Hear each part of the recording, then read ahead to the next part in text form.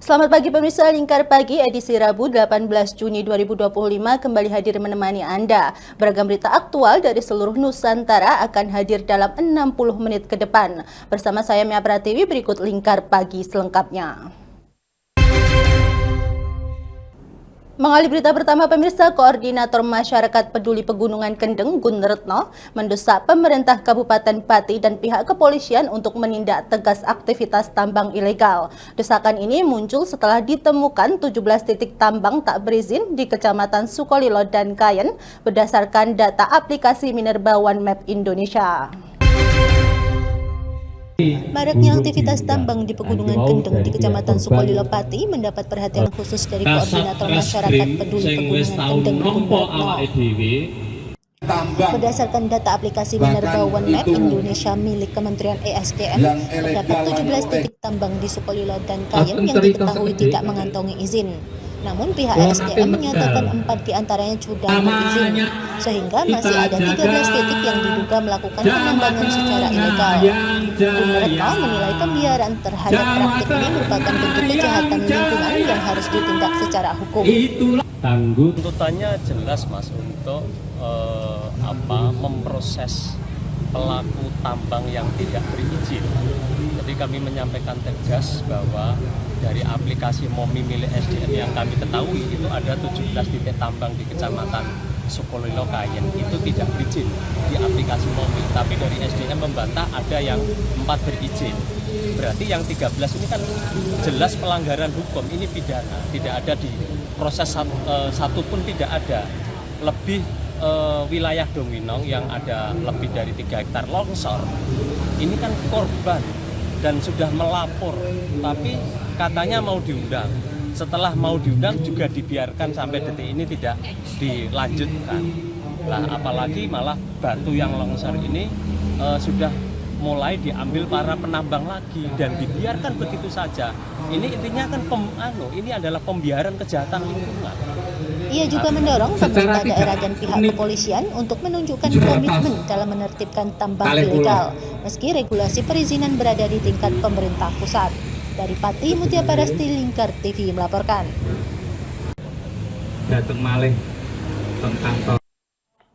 Beralih ke berita selanjutnya, pemirsa, Komisi D DPRD Jawa Tengah terus menyuarakan perbaikan dan penanggulangan banjirop yang melanda kawasan Sayung Bedono hingga Bonang di Kabupaten Demak. Sempat ajukan anggaran melalui dana desa namun ditolak pemerintah pusat.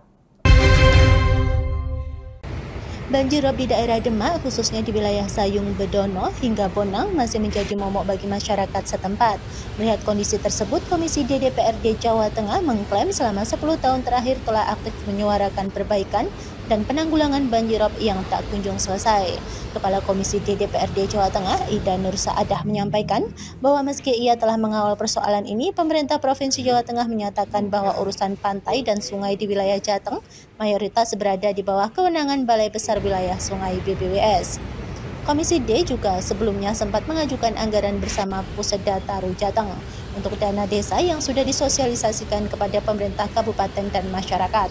Namun pemerintah pusat waktu itu lebih memilih mengalokasikan anggaran untuk pembangunan tol Semarang-Demak.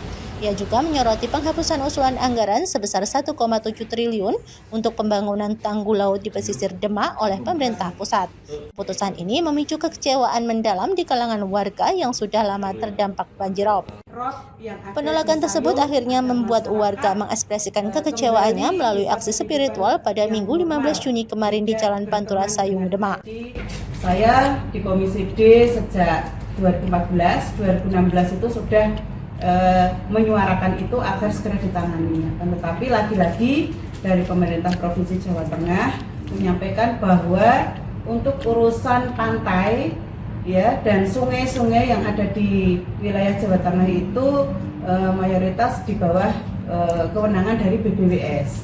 Oleh karenanya dari pemerintah provinsi itu waktu tahun 2016 saya mengusulkan Komisi D dengan Pusda Taru waktu itu membuat anggaran atau menganggarkan untuk DED, ya, DED dan sudah dianggarkan sekitar 2017, sudah disosialisasikan kepada masyarakat, kemudian juga sudah dikoordinasikan dengan pemerintah kabupaten. Waktu itu yang menjadi bupati adalah Pak Dahin. Ya, itu kita sama-sama turun ke sana.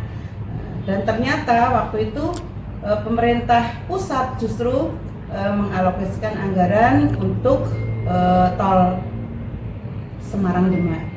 Dan itu waktu itu masih belum final. Ya. Kita pengennya kan ada tanggul pantai tetap dilaksanakan. Tapi dikatakan bahwa tol Semarang Demak itu ada 2 sesi. Yang sesi 2 itu oleh investor, yang sesi 1 itu ditangani oleh PUPR.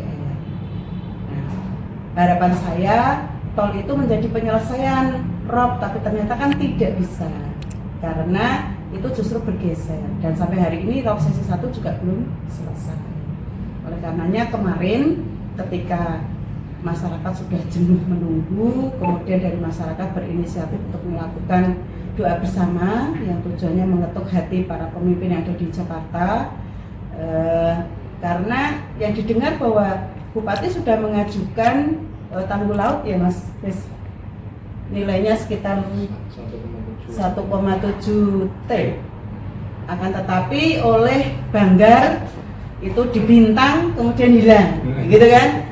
Kemudian juga dari Kementerian Keuangan juga menghapus dari anggaran tersebut. Oleh karenanya kekecewaan masyarakat itu dilahirkan dalam bentuk doa bersama, utamanya dari PCNU Kabupaten Demak. Kita mendukung sepenuhnya karena usaha yang dilakukan Komisi D, utamanya kami ini yang dari Dapil Demak Kudus Jepara itu memang belum mendapatkan respon yang baik oleh pemerintah pusat. Nah, saya sangat mendukung, dan kemarin ketika akan melaksanakan doa bersama, Pak Gub juga sudah memerintahkan beberapa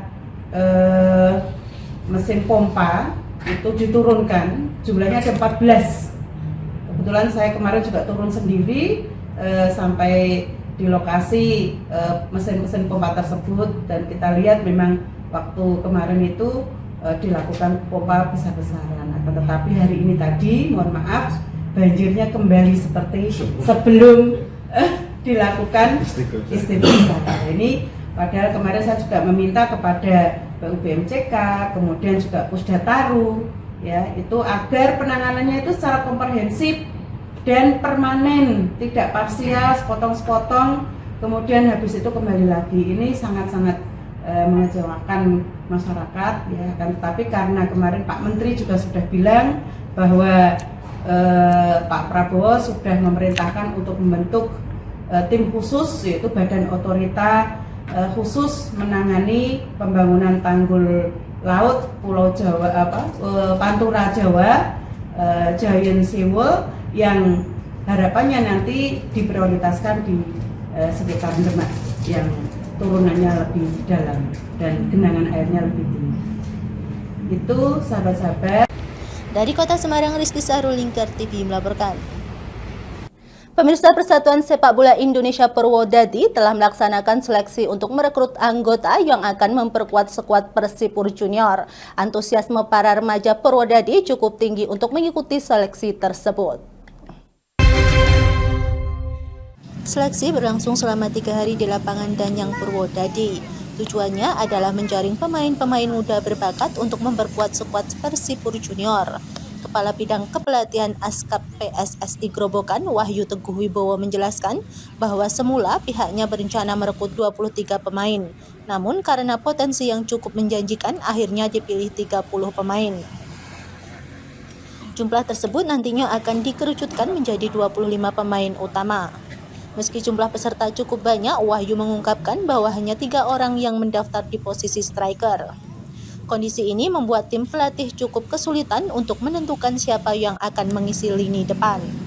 Program seleksi ini merupakan bagian dari pembinaan jangka panjang yang dilakukan Askap PSSI Grobogan. Tujuannya adalah menyiapkan regenerasi pemain sekaligus menjaring bibit unggul yang kelak dapat memperkuat Persipur senior. Hari ini seleksi ketiga, seleksi terakhir, jadi nanti ada hasil seleksi mungkin 30 pemain, tapi masih ada seleksi berjalan, promosi degradasi seperti itu. Untuk skuad final nanti berapa orang?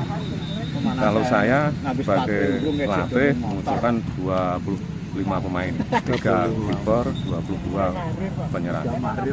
Untuk semua posisi sudah terisi semua. Insya Allah juga setiap posisi ada bahasanya cadangan tadi untuk saling berkompetisi. Berapa orang tiap posisi? Berarti 26. 26. Iya, 27. Tiap posisi berapa orang? Tiap posisi 3 orang atau 2 orang? Dua untuk setiap posisi kecuali di Kiper. striker. Striker 3 di belakang, center back ada 6, terus kiper 4. Kemarin sepertinya kesulitan mencari striker, Pak. Betul, striker yang mengisi daftar seleksi itu cuma 3. Terus tadi mulai seleksi hari kedua kita bikin bahasanya improvisasi untuk gelandang, saya taruh ke striker. Striker yang seperti apa sih dan yang diinginkan? Ya, Tipe hold atau tipe striker yang saya inginkan itu juga bisa mau bertahan, tidak melulu pengen dapat bola matang bikin gol ya nggak bisa. Dari Grobogan, Ahmad Abror, Lingkar TV melaporkan. Pemirsa, program makan bergizi gratis atau MBG di Kabupaten Blora berdampak positif pada sistem penerimaan murid baru tahun ajaran 2025-2026. Sejumlah calon murid di tingkat sekolah dasar memilih mendaftar di sekolah yang mendapatkan bantuan MBG. Sistem penerimaan murid baru tahun ajaran 2025-2026 di Kabupaten Blora mendapat pengaruh positif dari adanya program makan bergizi gratis. Salah satunya terlihat di SD Negeri 1 Bangkei Blora terdapat puluhan murid baru yang mendaftar. Ari Ernawati, orang tua calon murid kelas 1 sekolah dasar mengaku anaknya memilih untuk mendaftarkan di SDN 1 Bangkei karena selain memiliki banyak teman, sekolah tersebut merupakan sasaran program MBG. Dekat dari sekolah, temennya juga banyak gitu, terus dapat makan gratis juga katanya. Ya. di TK juga sudah ada, Pak? Iya, dapat juga di TK Agar Karangbiasa. Ini tadi di sini proses pendaftaran atau gimana? Iya, pendaftaran. Iya, mendaftar. Sudah keterima ya? Iya, udah. Ini teman-temannya aslinya ada banyak di sini. Iya, banyak. Dari mereka Iya. Hal senada disampaikan oleh Kepala Sekolah SDN 1 Bangkei Jenny Ernawati yang menyebutkan terdapat peningkatan jumlah pendaftar siswa baru dibandingkan tahun lalu dari 32 menjadi 38 anak. Saat ini SDN 1 Bangkei memiliki 11 rombongan belajar. Untuk pendaftaran tahun ini dibuka 2 rombel kelas 1 dengan masing-masing rombel diisi 28 peserta didik. Faktor penunjang lain yang meningkatkan minat orang tua untuk mendaftarkan anaknya di SDN 1 Bangkei adalah lokasi sekolah yang strategis serta keterikatan emosional mengingat sebagian orang tua siswa merupakan alumni dari sekolah tersebut. Hal ini menjadikan SDN 1 Bangkei tetap menjadi salah satu sekolah favorit di Kabupaten Blora. Faktor yang utama adalah karena lingkungan, biasanya adalah warga sekitar sini. Kemudian yang kedua, biasanya karena orang tuanya itu dulu sekolah di sini, kemudian anaknya juga disekolahkan di sini juga. Kemudian apakah ada faktor dari pendukung MBG juga, Bu, untuk menunjang banyaknya penerimaan peserta didik baru, Bu? Insya Allah ada, karena memang untuk SDN wilayah Bangkei, di sini ada beberapa SDN 1 Bangkei ya penerima manfaat yang pertama dan sampai sekarang masih berlangsung. Saya kira ini memberikan juga dampak positif juga sebagai motivasi untuk mereka sekolah di sini. Di Kelurahan Bangkei terdapat 3 sekolah dasar yang diikuti SDN 1, SDN 2, dan SDN 3. Namun hanya SDN 1 Bangkei yang saat ini baru menerima manfaat program makan bergizi gratis dari pemerintah dari Kabupaten Blora. Kawati Lingkar TV melaporkan. Pemirsa, kami akan kembali usai jeda pariwara berikut ini, tetaplah bersama kami.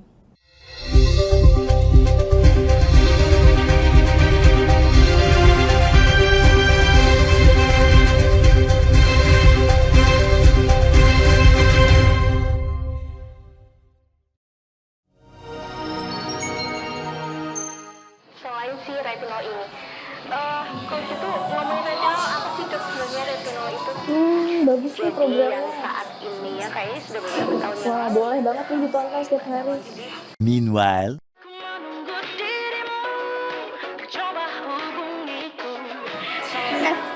Kamu lagi nonton apa sih dari tadi kok apem-apem mulu?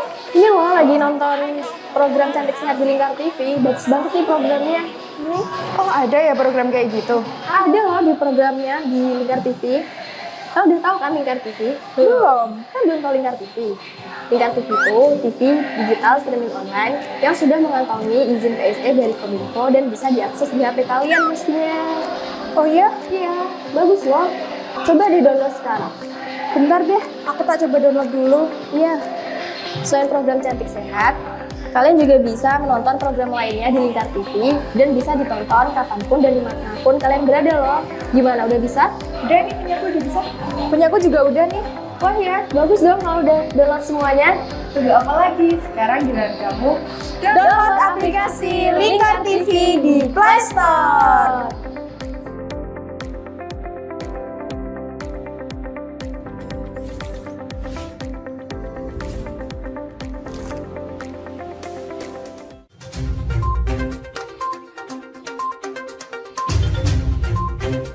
Merangkum semua peristiwa sebagai berita yang penuh fakta.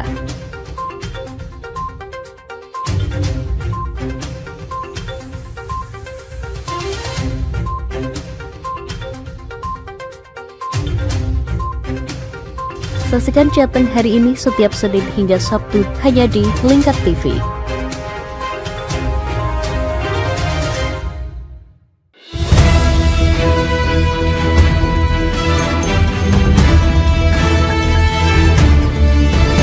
Menemani pagi Anda dengan menyajikan berita nasional dan regional yang dikupas secara akurat dan aktual untuk awali hari. Dalam Lingkar Pagi, setiap Senin hingga Sabtu jam 8 pagi hanya di Lingkar TV.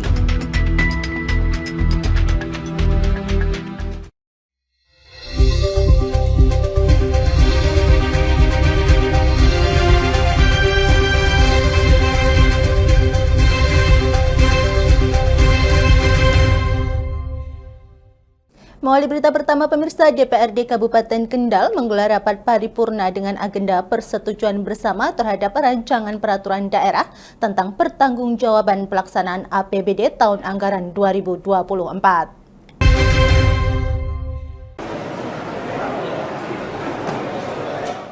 Rapat dipimpin langsung oleh Ketua DPRD Kendal Mahfud Sodik dan dihadiri oleh Bupati Kendal Diah Kartika Permanasari, PJ Sekda Kendal Agus Dwi Lestari, jajaran Forkopimda, anggota DPRD, pimpinan perangkat daerah serta pimpinan BUMD Kendal.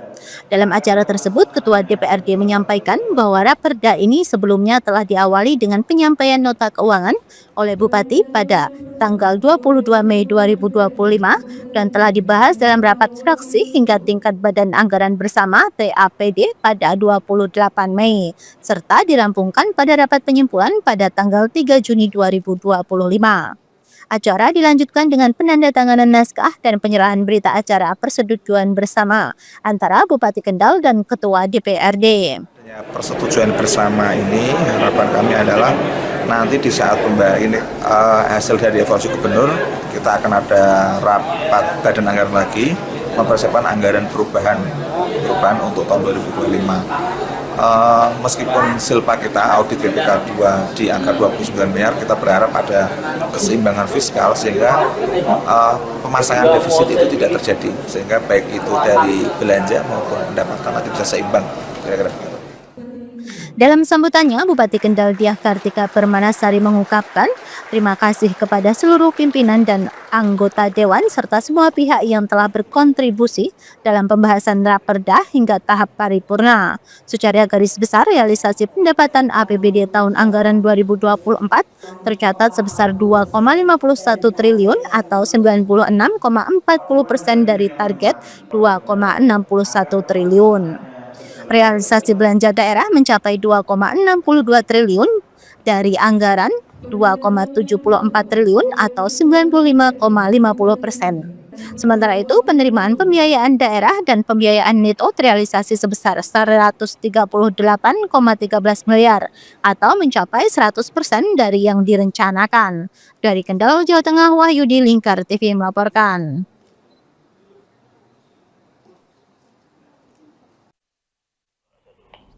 Pemirsa, Bupati Semarang Esti Nugraha menyambut positif rencana pembangunan exit tol Taman Sari yang akan dibangun di 2 wilayah Jawa Tengah, yaitu di Kabupaten Semarang dan Kota Salatiga. Ia meyakini keberadaan exit tol Taman Sari ini dapat mendukung pertumbuhan ekonomi di berbagai daerah di Kabupaten Semarang.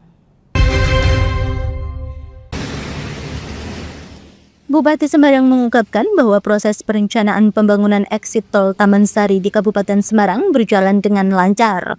Exit tol ini nantinya akan berdiri di wilayah Kabupaten Semarang dan Kota Salatiga. Menurutnya, dengan hadirnya exit tol Taman Sari, perekonomian di beberapa kecamatan di Kabupaten Semarang diperkirakan akan tumbuh, seperti di Kecamatan Pabelan, Beringin, Banca, hingga Tuntang. Oleh karena itu, pemerintah Kabupaten Semarang memberikan dukungan penuh terhadap rencana pembangunan exit tol Taman Sari ini, termasuk dukungan dari PLT Camat Pabelan yang juga menyambut baik rencana tersebut. Tanahnya kan yang terkena tanah kas desa. Kemudian secara proses sudah cukup lama, izin persetujuan dari Pak Guru sudah turun. Kemudian masih ada satu kekurangan yang sudah dilengkapi dari Kota Salatiga, yaitu untuk memohon surat pengajuan permohonan terkait dengan pelepasan tanah kas desa di Pabelan. Setelah itu nanti baru bisa mestinya jalan. Harapan kami juga nanti bisa secepatnya berjalan. Kita mendukung penuh dan juga akan memberikan dampak yang positif untuk perkembangan Kabupaten Semarang, terutama di wilayah Pabelan, Beringin, Bancak, dan sekitarnya termasuk Tuntang. Warga Kecamatan Pabelan, terima kasih atas perhatian dari pemerintah pusat, provinsi maupun kabupaten yang sudah mengalokasikan adanya exit tol di daerah Taman Sari.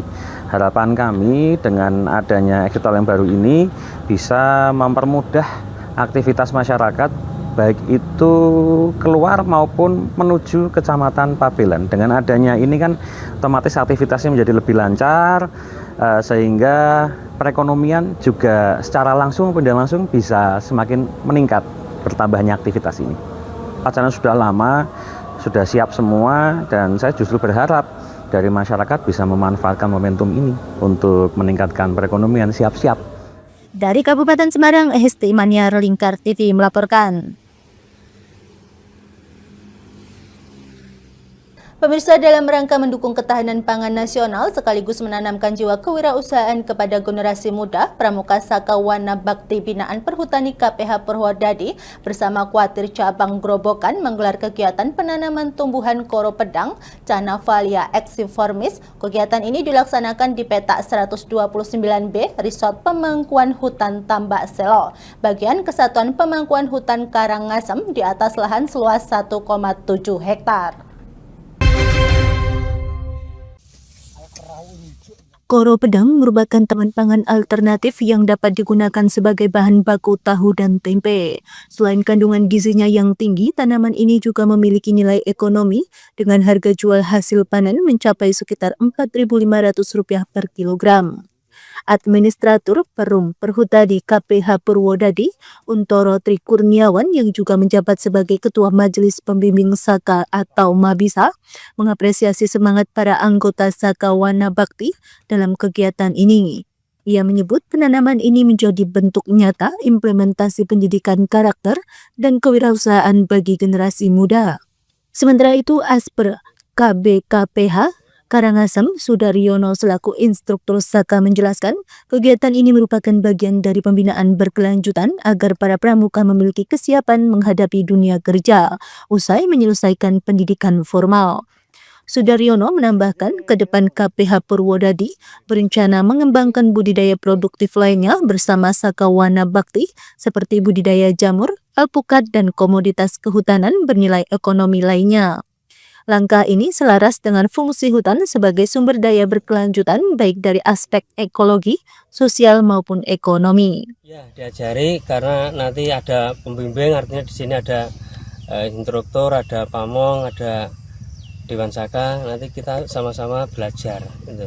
Kenapa mereka diajari tanam-menanam seperti ini, Pak?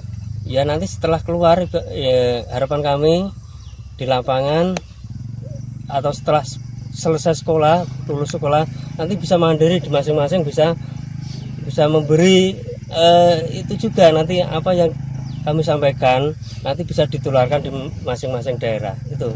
Ada alasan khusus Pak kenapa memilih tanaman koro pedang Pak, tidak tanaman yang lain Pak? Ya untuk saat ini karena kita ada ini ya, karena musim menanam itu kan harus apa yang sesuai untuk musim saat ini. Karena koro bedog ini bisa ditanam justru setelah kemarau, karena tidak begitu membutuhkan air. Itu mungkin. Mudah menanamnya Pak ya? Mudah, nanti tinggal bersihkan, terus di kowak, setelah itu nanti kalau orang Jawa tajud, nanti baru ditanam. Untuk potensi penjualannya bagaimana Pak? Ya kebetulan kami gandeng inspektor supaya nanti untuk penjualan bisa dialokasikan jadi satu. Jadi kita gandeng inspektor itu sekalian kita minta benihnya dari situ, penjualannya langsung ke beliaunya. Susah nggak Pak penjualannya Pak? Enggak, nanti sudah di situ disepakati dalam perjanjian kerjasama. Setelah panen nanti udah dihitung di situ disepakati kemarin 4.500 per kilo. Ketua Dewan Saka Wana Bakti KPH Purwodadi Leo Sadani berharap kegiatan ini dapat membawa manfaat nyata karena ini adalah wujud implementasi nilai-nilai dasar Dharma dan Trisatya sekaligus menanamkan semangat cinta alam dan kasih sayang sesama manusia dalam pengelolaan hutan yang lestari. Jadi tanaman koro pedang ini sudah berusia sekitar 1 bulan. Hasil panen berapa bulan lagi Dek? Susah nggak Dek merawat ini Dek? 2 bulan lagi ya. Susah nggak merawat koro pedang ini? Susah tidaknya itu tergantung hati kita Kak. Kalau kita ikhlas merawatnya pasti mudah. Harapannya apa Dek? Harapannya semoga tanaman koro pedang ini bisa tumbuh dengan subur. Nanti bisa hasil panennya bisa melimpah. Aktivitas seperti ini apa mengganggu kegiatan sekolah Dek? Untuk aktivitas seperti ini kita lakukan setelah pulang sekolah, jadi kita tetap mengutamakan sekolah. Dari Grobogan, Ahmad Abror, Lingkar TV melaporkan.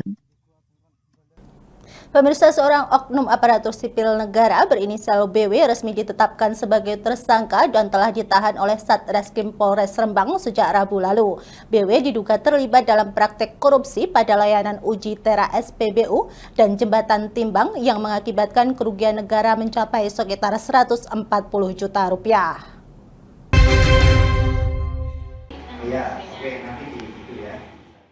Kasus dugaan korupsi yang menjerat BW masih terus berkembang. Kuasa hukum tersangka Abdul Munim mengungkapkan adanya dugaan aliran dana korupsi ke sejumlah pejabat di atas BW. Ia menegaskan telah mengantongi sejumlah bukti yang akan diungkap dalam proses persidangan mendatang. Menurut Munim, kliennya hanya menjalankan perintah dalam praktik layanan uji tera di lapangan. Ia menyebut adanya surat perintah dari atasan baik dari kepala UPT maupun kepala dinas. Padahal secara regulasi cukup kepala UPT yang memberi perintah tanpa perlu melibatkan kepala dinas. Awalnya BW mengaku melakukan semua hal sendiri. Namun setelah pemeriksaan kedua dan didampingi kuasa hukum, informasi mulai terbuka. Munim mengeklaim mengetahui secara jelas kemana saja dana korupsi tersebut mengalir. Bahwa tindak pidana korupsi itu sejauh kami mendampingi itu tidak mungkin dilakukan sendiri. Ini yang nantinya akan kita kejar, siapa-siapa yang terlibat di dalam tindak pidana korupsi. Dan itu tidak mungkin karena retribusi itu berbasis sistem ya. Kalau sampai kemudian ada retribusi yang tidak dibayarkan, nah itu tentu kan tidak mungkin tidak diketahui. Ini mesti kan ada yang harus bertanggung jawab juga selain Pak Biwi. Dan kita akan buktikan nanti dalam persidangan terkait dengan siapa-siapa yang terlibat dalam perkara ini. Ia menambahkan aliran dana tersebut telah dituangkan dalam berita acara pemeriksaan BAP oleh penyidik. Bahkan konfrontasi dengan pihak-pihak yang disebutkan juga telah dilakukan. Meski beberapa di antaranya tidak mengakui keterlibatan, ia mengklaim memiliki bukti yang cukup kuat. Dari Rembang, Fikirio, Lingkar TV melaporkan. Pemirsa, kami akan kembali usai jeda pariwara berikut ini, tetaplah bersama kami.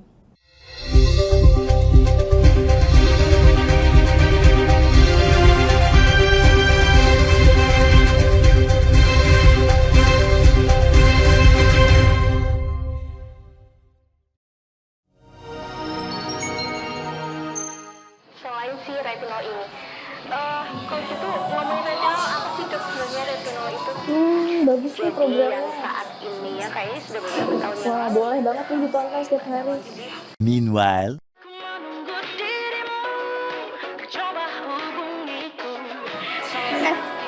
Kamu lagi nonton apa sih dari tadi kok apem-apem mulu? Ini loh lagi nonton program Cantik Sehat di Lingkar TV. Bagus banget nih programnya. Oh, ada ya program kayak gitu? Ada loh di programnya di Lingkar TV. Kau udah tahu kan Lingkar TV? Belum. Kan belum tahu Lingkar TV. Lingkar TV itu TV digital streaming online yang sudah mengantongi izin PSE dari Kominfo dan bisa diakses di HP kalian mestinya. Oh iya? Iya, bagus loh. Coba di-download sekarang. Bentar deh, aku tak coba download dulu. Iya. Selain program Cantik Sehat, kalian juga bisa menonton program lainnya di Lingkar TV dan bisa ditonton kapanpun dan dimanapun kalian berada loh. Gimana, udah bisa? Udah nih, punyaku udah bisa. Punyaku juga udah nih. Wah ya, bagus dong kalau udah download semuanya. Tunggu apa lagi? Sekarang giliran kamu download aplikasi Lingkar TV di Play Store.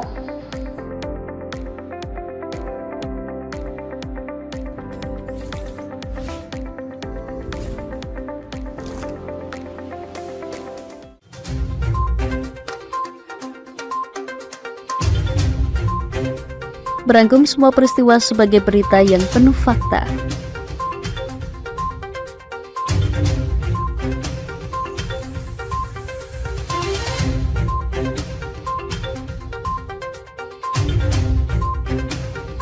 Saksikan Jateng hari ini setiap Senin hingga Sabtu hanya di Lingkar TV.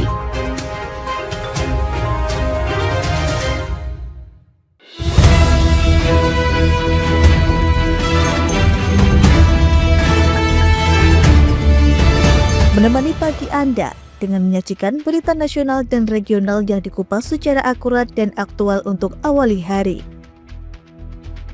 Dalam Lingkar Pagi, setiap Senin hingga Sabtu jam 8 pagi hanya di Lingkar TV.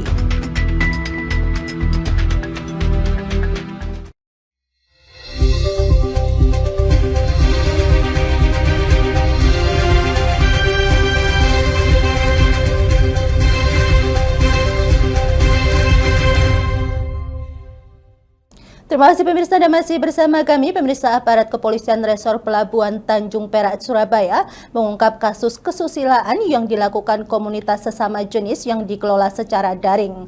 Akun terbuka dalam platform Facebook tersebut berisi konten yang dinilai melanggar kesusilaan sehingga meresahkan masyarakat.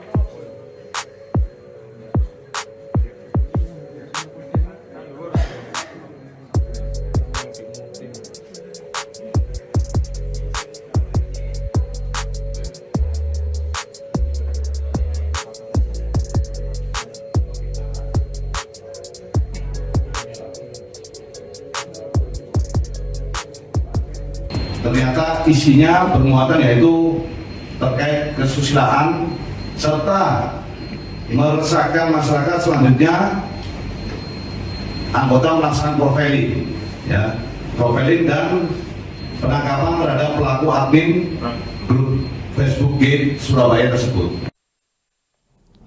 Pemirsa, Kepala Kantor Komunikasi Kepresidenan Hasan Hasbi mengungkapkan bahwa pemerintah tengah menghadapi tantangan serius berupa cognitive warfare atau perang kognitif. Strategi ini mempengaruhi cara berpikir masyarakat melalui penyebaran disinformasi dan hoaks. Pernyataan tersebut disampaikan saat kunjungan di Heritage Center Pasar Baru, Jakarta. Pemerintah tengah menghadapi tantangan serius dalam melawan cognitive warfare melalui penyebaran disinformasi dan hoax yang terus berkembang di era digital. Hal tersebut diungkapkan Kepala Kantor Komunikasi Kepresidenan RI Hasan Nasbi saat menghadiri kegiatan di antara Heritage Center Pasar Baru Jakarta Pusat Senin 16 Juni. Hasan Nasbi menilai cognitive warfare bukan berperang yang menyasar fisik maupun wilayah, melainkan mempengaruhi dan mengubah cara berpikir baik individu maupun kelompok. Ia juga menyebut apabila masyarakat terlalu mengikuti media sosial dan tenggelam dalam informasi yang salah, maka akan menimbulkan perpecahan sosial. Cognitive warfare ini bisa dilakukan oleh aktor yang punya tujuan yang solid, tapi juga bisa dilakukan oleh orang yang random, ia nggak punya tujuan yang solid. Tapi karena penyampaiannya terlihat menarik, terlihat seolah-olah otoritatif, terlihat seolah-olah mengentertain, memfeeding ego, kemarahan, stres, kebencian orang-orang yang suka memakan itu, jadi dianggap sebagai sebuah kebenaran. Ini nggak bisa hanya dilawan oleh institusi, 1-2 institusi. Ini harus dilawan bersama-sama, tapi hanya bisa dilawan kalau semuanya punya kesadaran yang sama. Selain itu, pihaknya mengajak media untuk membentuk kanal cek fakta independen sebagai bagian solusi kolektif untuk menyebarkan informasi yang akurat dan dapat dipercaya. Pemirsa, Kantor Komunikasi Kepresidenan merespon pernyataan Menteri Kebudayaan Fadlizon terkait dugaan pemerkosaan massal dalam peristiwa kerusuhan Mei 1998. Kepala PCO Hasan Hasbi meminta publik memberi waktu kepada sejarawan dan menulis sejarah nasional Indonesia dan memastikan para sejarawan yang terlibat memiliki kredibilitas tinggi. Kantor Komunikasi Kepresidenan Presidential Communications Office (PCO) merespons pernyataan Menteri Kebudayaan Fadlizon tentang pemerkosaan massal pada peristiwa kerusuhan Mei 1998. Dalam konferensi pers di Jakarta Senin 16 Juni, Kepala PCO Hasan Nasbi meminta publik memberi waktu keadaan para sejarawan yang menggarap proyek penulisan sejarah Indonesia. Ia pun memastikan para sejarawan yang terlibat dalam proyek tersebut memiliki kredibilitas tinggi. Ini kan sekarang semua dalam proses. Dan dalam proses ini terlalu banyak spekulasi-spekulasi yang menyatakan ini tidak ada, ini ada. Coba kita biarkan para sejarawan ini menuliskan ini. Dan untuk nanti kita pantau, kita pelototi, kita periksa bareng-bareng. Toh yang menulis ini adalah para sejarawan yang juga kredibel. Punya kredibilitas tinggi, dan mereka tentu tidak akan mengorbankan kredibilitas mereka ya untuk hal-hal yang tidak perlu. Hasan pun menegaskan bahwa proyek yang tengah dikerjakan saat ini bukan menulis ulang sejarah, namun melanjutkan penulisan sejarah Indonesia yang telah lama berhenti. Sebelumnya, dalam sebuah diskusi publik, Fadlizon menyoroti perlunya ketelitian dan kehati-hatian dalam penggunaan istilah pemerkosaan massal. Namun, melalui keterangannya, Fadlizon mengatakan pernyataan tersebut bukan menyangkal keberadaan kekerasan seksual, melainkan menekankan bahwa sejarah harus bersandar pada fakta hukum dan bukti yang teruji secara akademik dan legal. Pemirsa, dalam rangka menyambut Hari Bayangkara ke-79, Polda Kepulauan Riau menggelar kegiatan bakti kesehatan gratis. Kapolda Kepri Brigjen Absen Safurudin menyebut sekitar 700 warga Batam ikut serta dalam kegiatan yang berlangsung pada Senin 16 Juni tersebut. Kepolisian Daerah Provinsi Kepulauan Riau menggelar bakti kesehatan dalam rangka menyambut hari ulang tahun ke-79 Bayangkara. Bertempat di Rumah Sakit Bayangkara Kota Batam, Senin 16 Juni. Serangkaian acara yang digelar berupa pemeriksaan kesehatan gratis, seperti cek kesehatan mata dan gigi, operasi bibir sumbing, donor darah, serta pelayanan pemasangan KB gratis. Kepala Polda Kepri Brigjen Asep Safrudin mengatakan pemeriksaan kesehatan gratis ini dijalankan mulai 1 Juni hingga 1 Juli dengan target masyarakat yang terlayani sebanyak 3.100 orang. Untuk pelaksanaan tanggal 16 Juni saja, terkumpul 700 warga masyarakat yang ingin mendapatkan layanan cuma-cuma ini. Ini seperti kita ketahui ada 700 masyarakat yang kita lakukan pemeriksaan gratis kesehatan. Kita juga ada dan massal cek mata, gigi, operasi katarak, kemudian bibir sumbing dan lain-lain. Untuk pelayanan KB ya sama ya 19 ya, sterilisasi 19. Kemudian untuk kita massal targetnya ada 10, sterilisasi ada 15. Kemudian untuk bibir sumbing targetnya 5, realisasinya sudah 16. Menyambut HUT ke-79 Bayangkara, terdapat sekitar 100 titik pelabuhan rakyat yang menjadi target pelayanan kesehatan. Di samping itu, bagi masyarakat Kepri yang berulang tahun bersamaan dengan Hari Bayangkara tanggal 1 Juli, bisa mendatangi Rumah Sakit Bayangkara Kota Batam untuk mendapatkan layanan kesehatan gratis. Pemirsa, kami akan kembali usai jeda pariwara berikut ini, tetaplah bersama kami.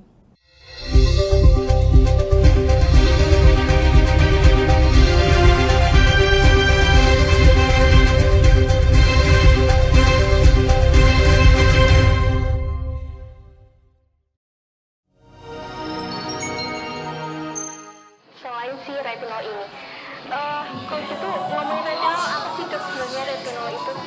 Bagus sih programnya. Yang saat ini ya kayaknya sudah beberapa tahun yang Wah, boleh banget nih ditonton setiap hari. Meanwhile,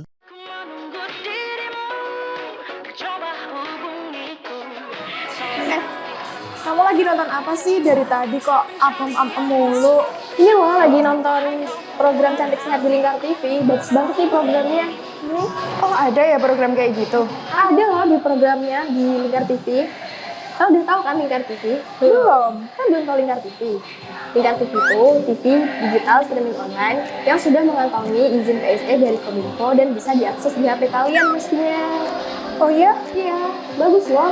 Coba di-download sekarang. Bentar deh, aku tak coba download dulu. Iya. Selain program Cantik Sehat, kalian juga bisa menonton program lainnya di Lingkar TV dan bisa ditonton kapanpun dan dimanapun kalian berada loh. Gimana, udah bisa? Udah nih, punyaku udah bisa. Punyaku juga udah nih. Wah ya, bagus dong kalau udah download semuanya.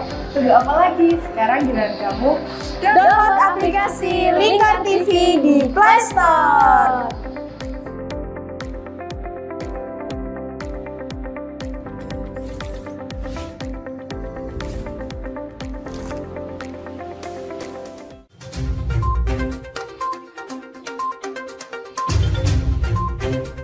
Berangkum semua peristiwa sebagai berita yang penuh fakta.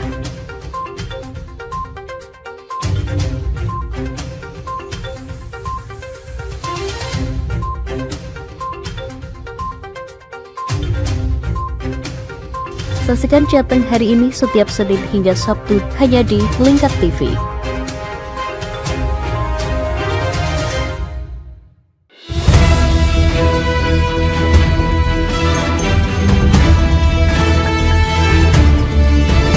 Menemani pagi Anda dengan menyajikan berita nasional dan regional yang dikupas secara akurat dan aktual untuk awali hari.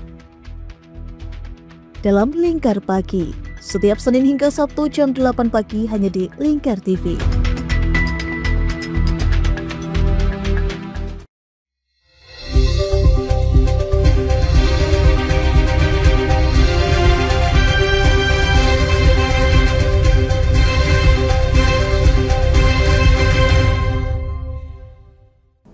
Pemirsa, Polda Bali saat ini tengah memburu pelaku penembakan terhadap 2 warga negara Australia yang terjadi pada Sabtu dini hari 14 Juni di sebuah villa di kawasan Munggu, Kecamatan Mengwi, Kabupaten Badung. Berdasarkan keterangan saksi dalam penyelidikan awal, pelaku diduga kuat merupakan warga negara asing. Kepolisian daerah Bali terus menyelidiki pelaku penembakan 2 warga negara Australia di sebuah villa di kawasan Munggu, Mengui, Kabupaten Badung, Bali. Peristiwa yang terjadi Sabtu dini hari tersebut mengakibatkan 1 orang meninggal dunia dan 1 korban lainnya dirawat akibat luka tembak. Berdasarkan keterangan sejumlah saksi, hasil penyelidikan polisi sementara menyebut pelaku penembakan diduga 2 orang warga negara asing. Kabid Humas Polda Bali, Kombes Polisi Arya Sandi, Senin sore 16 Juni mengungkapkan, hingga saat ini pihaknya telah memeriksa 7 saksi yang diperkirakan masih akan bertambah. Kepolisian juga bekerja sama dengan jajaran Polda lainnya untuk pengejaran para pelaku. Tentunya kalau di luar negeri kita pasti berkoordinasinya dengan Hubinter ya. Itu ada peluang ke sana kalau memang indikasinya pelakunya. Cuman sekali lagi, ini teman-teman penyidik masih bekerja nih. Jadi kita belum bisa memberikan informasi yang A1 bahwa pelakunya si ini, si itu, dan segala macam. Yang jelas, kita sudah berkoordinasi sejak awal, termasuk Polda-Polda tetangga, termasuk dari Mabes Polri pun juga. Sama-sama kita berupaya mengungkap kasus ini dan mengejar para.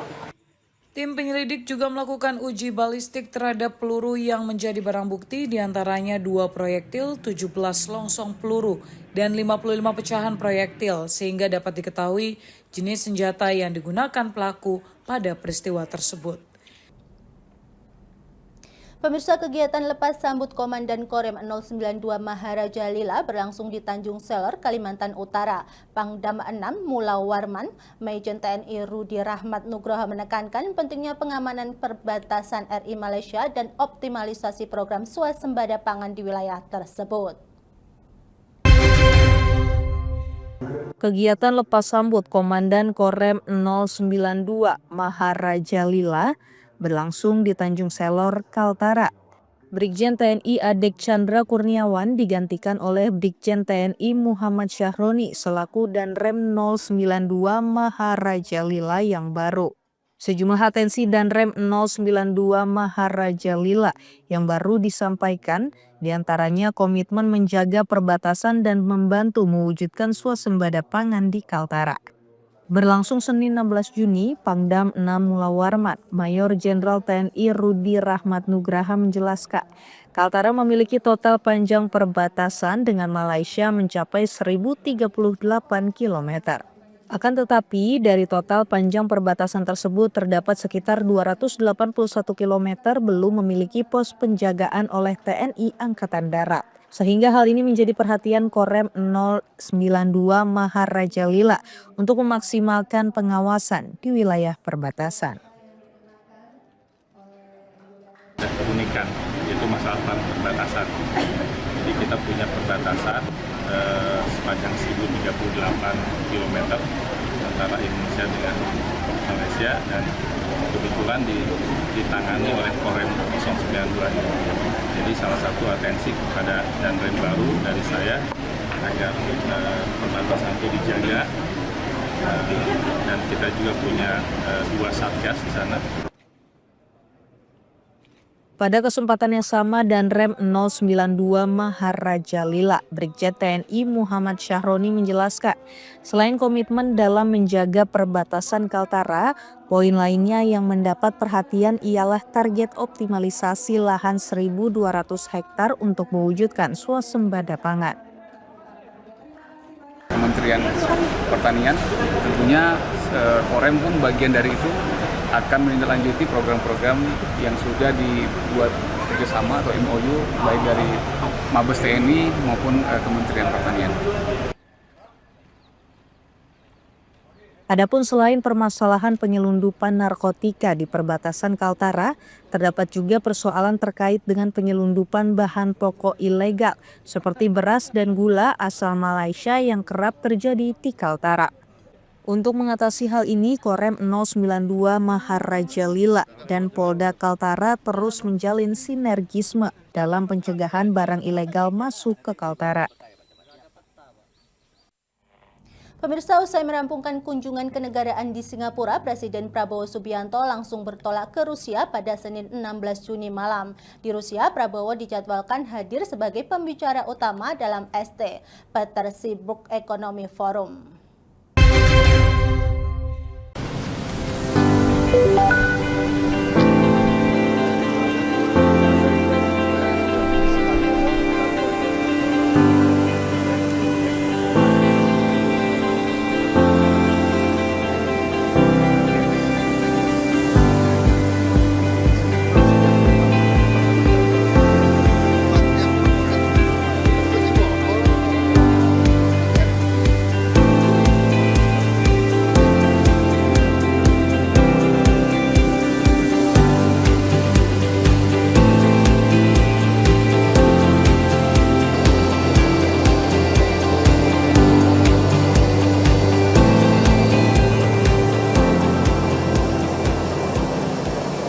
Dua undangan sebenarnya. Yang pertama adalah undangan menghadiri Victory Day di bulan Mei yang lalu. Kemudian yang kedua adalah undangan mengikuti St. Petersburg Economic Forum ini dengan berbagai perkembangan dan dinamika dan pertimbangan beliau memutuskan untuk hadir yang St. Petersburg dan dari pihak Rusia sendiri memanfaatkan ini untuk kunjungan ke negara. Pemirsa, beragam cara dilakukan oleh jamaah haji asal Indonesia untuk membawa air Zam-Zam saat hendak pulang ke tanah air. Namun upaya tersebut tetap sia-sia karena saat pemeriksaan X-ray, botol-botol berisi air Zam-Zam itu akan disita dan dibuang. Meski demikian, jamaah tidak perlu khawatir karena setiap jamaah sudah dijatah air Zam-Zam yang telah disiapkan di embarkasi dan akan dibagikan setibanya di tanah air. Jamaah haji asal Indonesia dilarang membawa air Zam-Zam, baik di dalam koper maupun di bagasi pesawat, ketika akan kembali ke tanah air. Koper berisi air Zam-Zam akan dibongkar dan airnya akan dibuang. Berdasarkan pantauan di salah satu lokasi penyortiran koper jamaah di Makkah pada Senin 16 Juni, koper turun dari truk lalu masuk ke mesin X-ray. Jika terdeteksi terdapat air Zam-Zam, maka koper akan dipisahkan untuk diperiksa oleh petugas sortir. Botol-botol yang berisi air Zam-Zam akan dikeluarkan dari dalam koper. Beberapa jamaah berupaya membawa botol berisi air Zam-Zam yang dilakban dan diselipkan di antara kain ihram. Namun jika terdeteksi, seluruh temuan akan dibuang. Kepala Daerah Kerja Makkah Ali Makhzumi mengatakan, petugas haji yang ditunjuk tetap bersiaga dan memantau pelaksanaan pembongkaran dan penyortiran, sehingga barang-barang bawaan lainnya akan tetap aman tersimpan dalam koper yang diperiksa. Seluruh barang bawaan jamaah haji akan dicek melalui X-ray yang ada di bandara. Tentu apapun yang dilakukan oleh jamaah haji terkait bawaan air Zam-Zam akan terdeteksi oleh maskapai. Hal ini tentu akan memperlambat proses keimigrasian maupun proses untuk check-in di bandara. Kami menghimbau sekali lagi kepada jamaah haji untuk menghindari hal tersebut, untuk tidak membawa air Zam-Zam dalam bentuk apapun dalam koper-koper yang dibawa di dalam pesawat. Ali Makhzumi menambahkan setiap jamaah haji Indonesia sudah mendapat jatah air Zam-Zam yang dibagikan di embarkasi masing-masing saat tiba di tanah air. Meski jumlahnya terbatas, ia mengimbau untuk bisa dicukupkan karena pembagian air Zam-Zam sudah menjadi aturan dari otoritas Arab Saudi dan masing-masing maskapai penerbangan. Pemirsa, Lingkar Pagi berakhir sampai di sini. Jangan lupa saksikan Lingkar Siang setiap hari Senin hingga Sabtu pukul 13 waktu Indonesia Barat hanya di Lingkar TV. Saya Mia Pratiwi, mewakili kru yang bertugas pamit undur diri. Selamat pagi dan selamat beraktivitas.